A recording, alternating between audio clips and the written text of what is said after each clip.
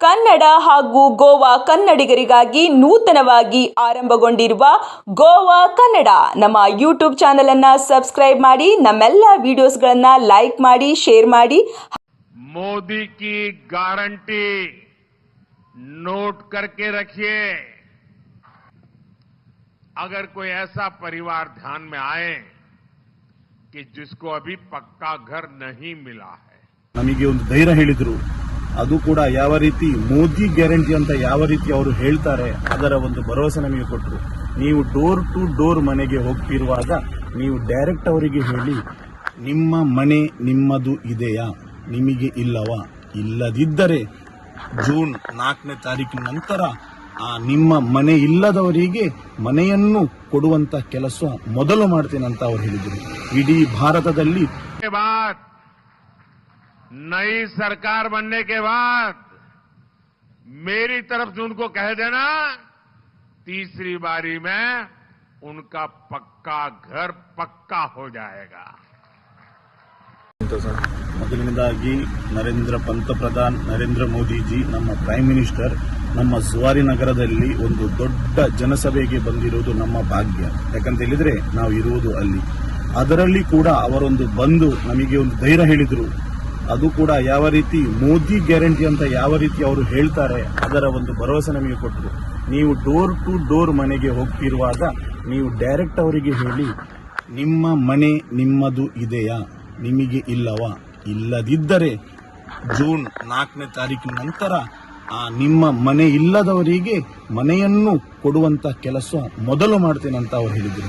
ಇಡೀ ಭಾರತದಲ್ಲಿ 3 ಕೋಟಿ ಮನೆ ಹೊಸದಾಗಿ ಸರ್ಕಾರದಿಂದ ಕಟ್ಟಿಕೊಡುವಂತ ಭರವಸೆಯನ್ನು ಅವರು ಕೊಟ್ಟರು. ಅದು ಒಂದು ದೊಡ್ಡ ಹೆಮ್ಮೆಯ ವಿಷಯ.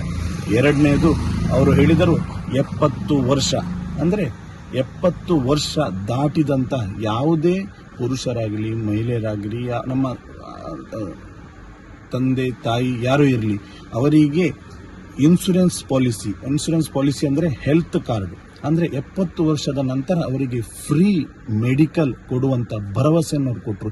ಇದೊಂದು ದೊಡ್ಡ ಅಂದ್ರೆ ಈ ಸಮಯದಲ್ಲಿ ತಂದೆ ತಾಯಿ ಆಗಲಿ ತಾತಂದಿರಾಗಲಿ ಒಂದು ಮೆಡಿಕಲ್ಗೆ ಹೋಗಲಿಕ್ಕೆ ಬಹಳ ಕಷ್ಟ ಆಗ್ತದೆ, ಯಾರು ಇರುವುದಿಲ್ಲ ಅವರ ಜೊತೆಯಲ್ಲಿ. ಅದರಲ್ಲಿ ಕೂಡ ಇಂಥ ಒಂದು ಫ್ರೀ ಸರ್ಕಾರ ಕೊಡುವಾಗ ಅದೊಂದು ದೊಡ್ಡ ಒಂದು ವಿಷಯ. ಮತ್ತೆ ಅದಕ್ಕೆ ಸಹಾಯವಾಗಿ ನಮಗೆ ಆಂಬ್ಯುಲೆನ್ಸ್ ಇದೆ, ಆಂಬ್ಯುಲೆನ್ಸ್ನ ಮುಖಾಂತರ ಅದು ಸಹ ಫ್ರೀ ಇದೆ. ಆಂಬ್ಯುಲೆನ್ಸ್ನ ಮುಖಾಂತರ ನಾವು ಹಾಸ್ಪಿಟಲ್ ತನಕ ತಕೊಂಡು ಹೋಗ್ಬೋದು. ಅದೊಂದು ದೊಡ್ಡ ಒಂದು ಘೋಷಣೆ.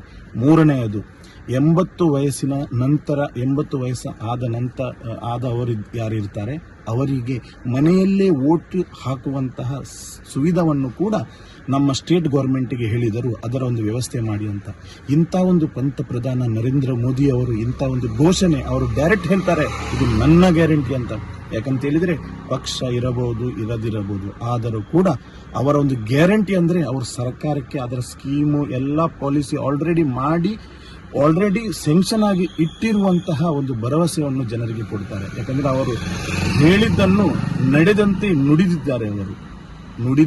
ನಡೆದಿದ್ದಾರೆ ಅವರು. ಅಂತ ಒಂದು ಪಂತಪ್ರಧಾನ ನರೇಂದ್ರ ಮೋದಿ ಅವರ ಭರವಸೆಯನ್ನು ಗೋವಾದಲ್ಲಿರುವ ಎಲ್ಲಾ ಕನ್ನಡಿಗರು ಕೂಡ ಬಹಳ ಅದರಲ್ಲಿ ಲಾಭ ಸಿಗಬಹುದು. ಅವರು ತುಂಬಾ ಸಂತೋಷವಾಗಿ ಇವತ್ತಿನ ದಿವಸ ಒಂದು ಪ್ರೌಡ್ ಫೀಲ್ ಆಗುವಂತಹ ಒಂದು ದಿವಸವನ್ನು ತೋರಿಸಿ ನರೇಂದ್ರ ಮೋದಿ ಅವರು ಹೋಗಿದ್ದಾರೆ.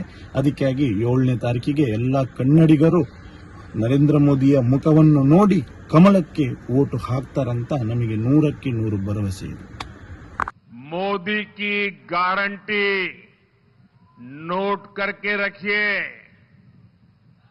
आने वाले साल में गरीबों के 3 करोड़ नए पक्के घर बनेंगे.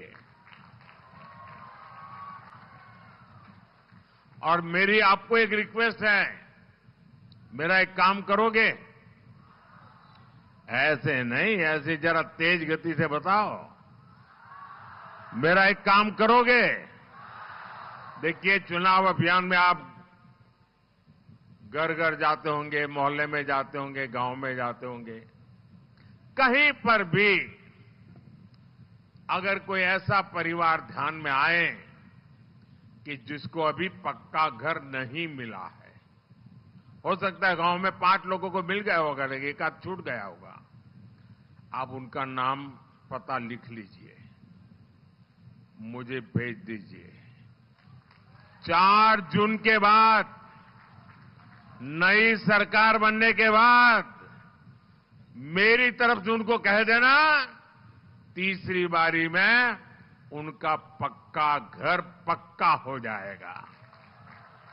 अब हम गोवा के हर परिवार में घर घर जाकर के बता दीजिए, उनसे फॉर्म भर दीजिए कि 70 साल से ऊपर के कोई भी नागरिक होंगे, अब उनका इलाज का खर्चा दिल्ली में जो आपका बेटा बैठा है ना, वो मोदी करेगा।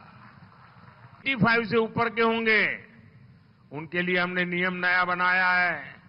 उनको पोलिंग स्टेशन पर आने की जरूरत नहीं है, वो अपने घर से वोट कर सकते हैं। जो दिव्यांग है, वो अपने घर से वोट कर सकते हैं।